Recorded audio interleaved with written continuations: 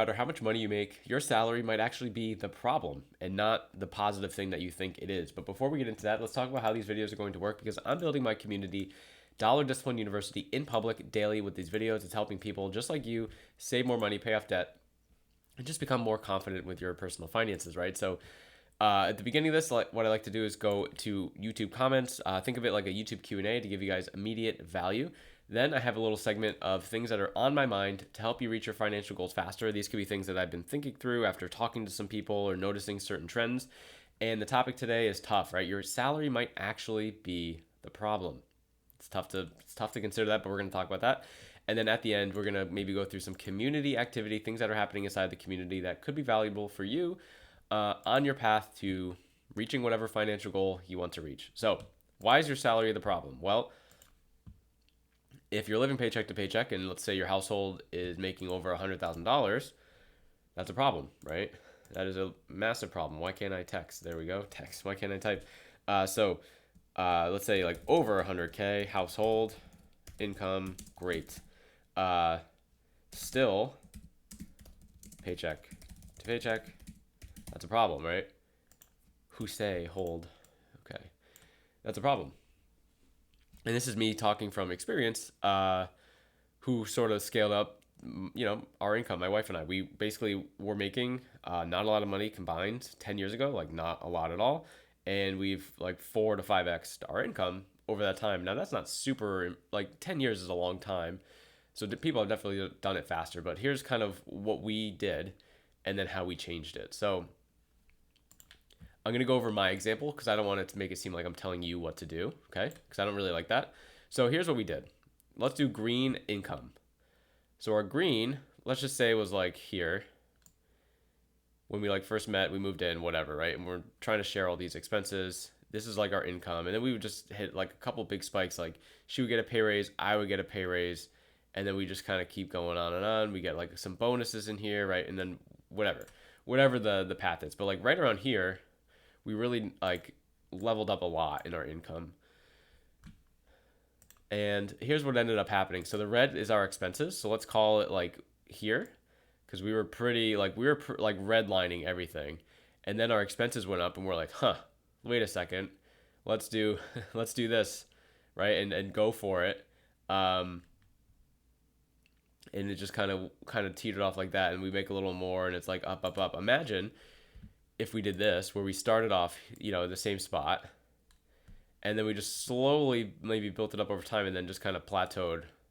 This difference here, let's see if I can draw one of these things. Oh wow, no, that's gonna look inappropriate. I'm gonna get canceled. So let's just say this to this, right, is a huge gap.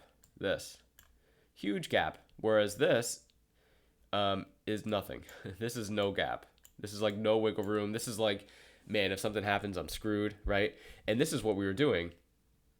So after we went through this process, we're like, man, we got to here, and we're like, we make too much money to be struggling. So what we ended up doing was we like changed how we lived our life, and we brought it down a little bit to increase the amount of cash that we have at the end of the month. And it was just a mindset thing, to be quite honest with you, where we looked at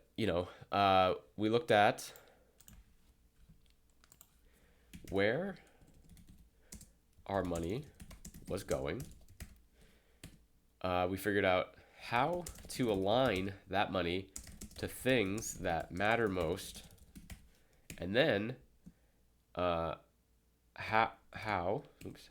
to keep doing that month over month, monthly, right? So this framework here is something that I like a lot. I promise I'm gonna get so good at this tool. It's gonna be awesome. But right now I'm in embarrassment. Awareness, action, accountability. This is like the 3-legged stool. So think about a stool that you would sit on if you're going to a bar or restaurant or something like that, right? It's got 1, 2, 3 legs, right? We got like connecting things here. Awesome, right? That's actually not my worst drawing on this channel, so that's pretty good. Imagine if you didn't have one of these legs. What? All right. Oh, it's the eraser. Imagine if you didn't have one of these, right? This thing's toppling over big time. Imagine if you didn't have two of them. It'd be an even faster fall, right? Because now it doesn't even know which way to fall. You're just going to be falling off the chair. You're going to be making a mockery of yourself in the restaurant, right? So having all three of these is critical because what we need to know is like, what do we want? What do we want to have accomplished? And then what can we look at or see or and then do and then maintain over a long period of time. So this is what helped us. We were doing this thing where we were flying too close to the sun here. What's the name of that like mythical thing? Is it Icarus?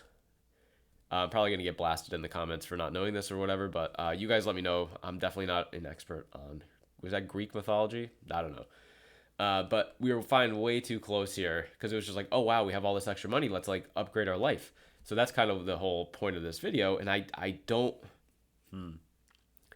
I hate when I see stuff online about like lifestyle, like, what's the word I'm looking for? Like growing your lifestyle essentially. Like, I can't think of the word right now. Sorry. It was a long evening. Kiddos were up a couple times. Sorry. I apologize. But anyway, lifestyle creep. Jeez, there we go. Lifestyle creep. Let me just write this down so I don't forget. Lifestyle creep.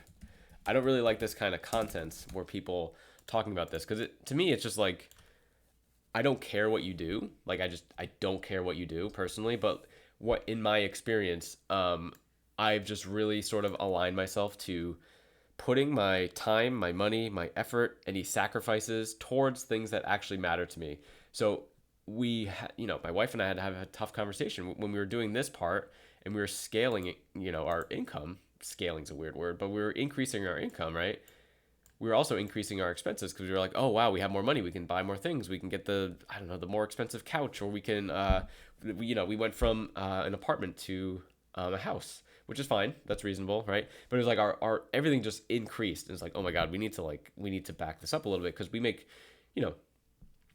too much money to be able to not have like a big enough cushion. So we need to create the cushion. We need to either increase our income more, or the faster way is like we need to realign our spending. So that's the first thing. Lifestyle creep. Let's say here. So the easiest, fastest is realign spending. A lot of people will call this cutting.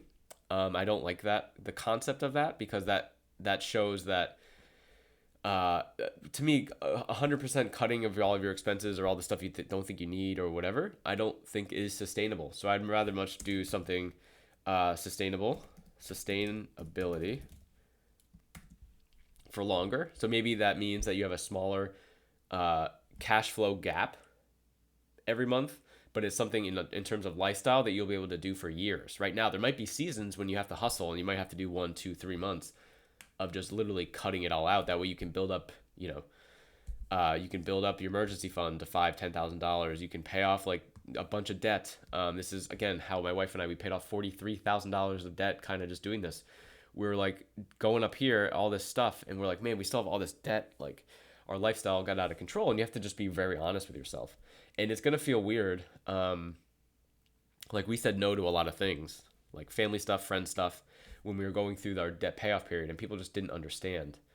But now we're like sort of laughing, not at them, but it's like all the people that gave us crap, like they're still in, student loan debt. They're still in, they keep buying a car every 5 years. They keep doing all these things. And we're just sitting here like we are optimizing our resources for stuff that matters the most. And it's okay that people don't understand it. So this is the easiest, fastest way to realign spending. And then the long-term play is to grow income, right?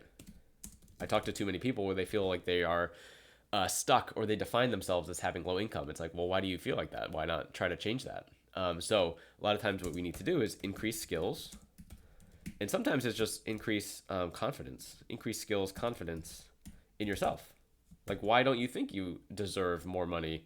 Everyone thinks they deserve more money, but I guess how can you prove that you are worth more? So a lot of times, and personally, so I have a 9-to-5 job, and I'm also doing this stuff on the side to try and grow this up to eventually leave my 9-to-5 job.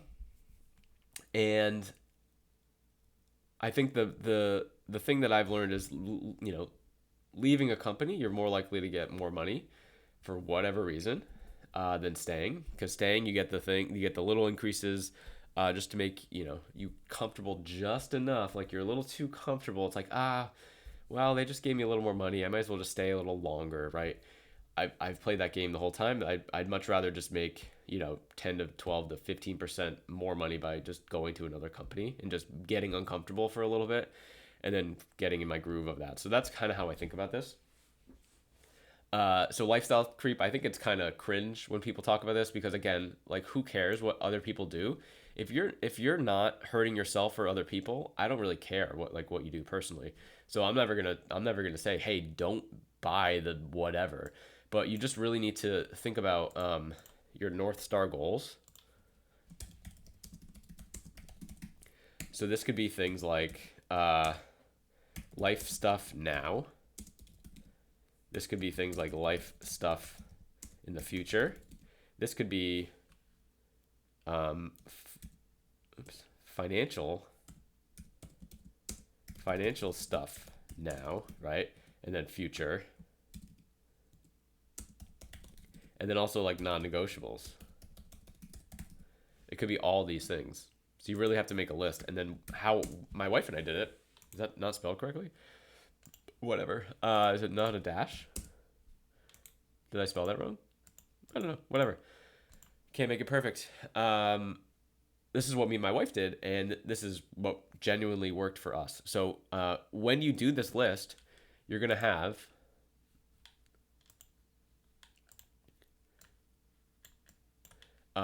you're gonna have 1, 2, 10 things on the list. It doesn't matter. And then anything not on the list, you're giving yourself permission to sort of get rid of it. But what this also means is like, oh wow, my number two thing, for a lot of people, it's maybe health and fitness. Like imagine, you want to be healthy so that way you can keep living and hang out with your family and your friends and all this other stuff, right? So it's like, wow, I'm telling myself that my health is the second most important thing, but I'm only spending, I don't know, $40 a month on it, and I make like, I don't know, 5K a month, and it's like that's such a small percentage, right? So if we do the math, because you're trying to be, I've done this too, but we're trying to be cheap with like, oh, let's just do the gym membership and maybe a supplement and just call it a day, but that's not even 1% of your income. So it's like, if this is my second most important thing, why wouldn't I spend more money on it? So it's a realignment. That's why I like to call it a realignment and not like a complete barrage of just cutting and whatever and making it unsustainable for you because it will crack eventually. That's just what I've seen. Now again, if you're in a season of hustle, then you hustle, right? If you're trying to get to $10,000 in your emergency fund, you're trying to pay off $10,000 of debt, you're hustling. Sorry for the sniffles. There's a lot. There's some sicknesses happening in the house, but I made a promise to myself that I was going to make these videos daily. So if I broke that promise just for like being sick, then that would be ridiculous. I would look back on this tomorrow and be like, man, why didn't I just suck it up and do it? So I'm not saying you have to do something daily, but how can you think about doing something consistently over a long period of time and not giving yourself an excuse to not do it is something that I'll also think about in this. Like, I'm not saying you have to do something in your personal finances every single day of the week. That's just probably not unrealistic, and it's probably not gonna get you any sort of benefit, like outsized benefit. But what if you, I don't know, updated your budget every week? What if you reassessed where your money was at the middle of the month when you got paid? What if you did a look back every month at the end of the month and then created a new budget going forward based on the last like couple months, and you keep reiterating this month after month? You keep realigning where your money's going. You keep realigning the time, the money, the effort. Because I've talked to a lot of people in their personal finances, and they're like, "Man, I can't make anything work." And it's like, well, how much, like, how often do you track your finances? How often do you look at stuff? And they're like, oh, they give the whole like excuse. So it's like, I don't think you're putting any time into this, or very, very limited.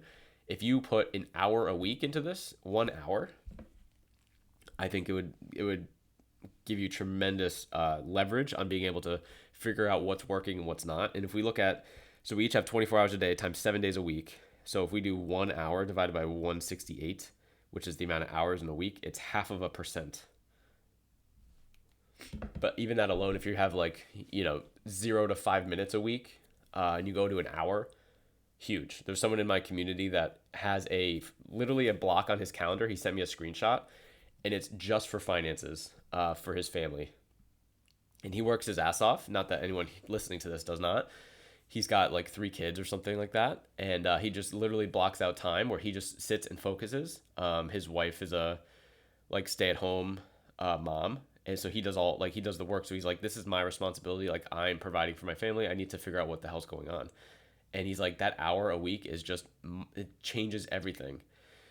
So if that's something that interests you, like, let me know down below. Like, what are your sort of have you ever done an exercise? Oop, I didn't mean to.